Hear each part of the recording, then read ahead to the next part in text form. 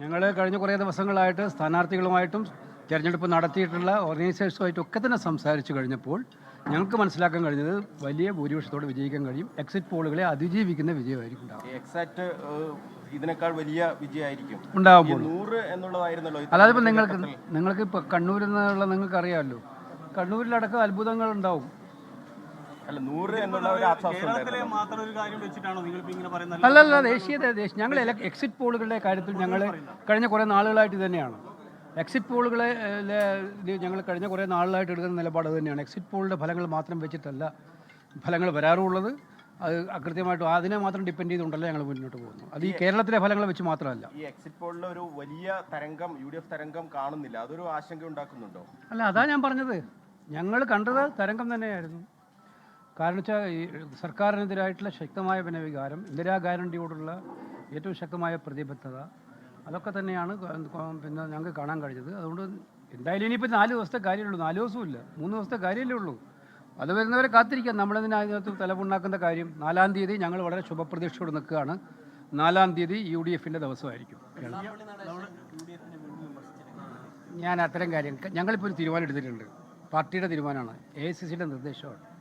ഇത്തരം കാര്യങ്ങളിൽ ഒരു തുറന്ന ചർച്ചയ്ക്ക് വേണ്ട സാഹചര്യം വേണ്ട എന്നുള്ളതാണ് തീരുമാനം. അതനുസരിച്ച് മാത്രം മറ്റു കാര്യങ്ങളെക്കുറിച്ചൊന്നും പറയാൻ ഉദ്ദേശിക്കുന്നില്ല.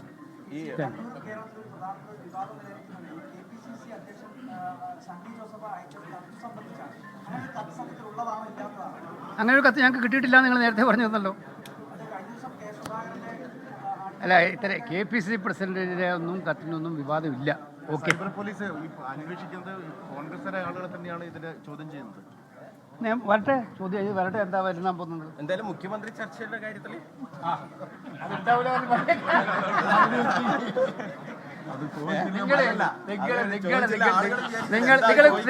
നിങ്ങളെന്താ പ്രതിപക്ഷ നേതാവിനെ കുറിച്ച് ചോദിക്കാത്തത്?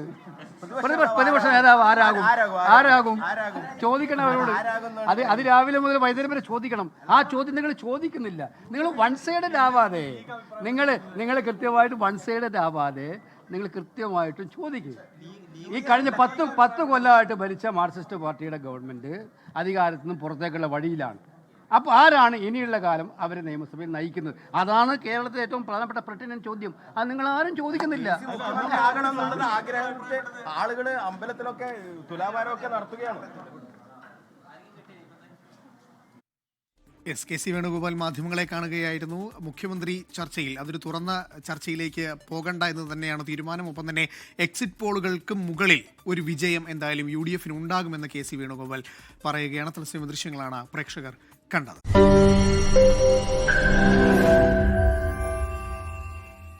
ലോകത്തെവിടെയായാലും ഏത് സമയത്തും 24 വാർത്തകളും ഓഗ്മെന്റഡ് റിയാലിറ്റി പാക്കേജുകളും എക്സ്പ്ലെയിനറുകളും വിശദമായി കാണാൻ ഞങ്ങളുടെ YouTube ചാനൽ നിങ്ങൾക്ക് സബ്സ്ക്രൈബ് ചെയ്യാം.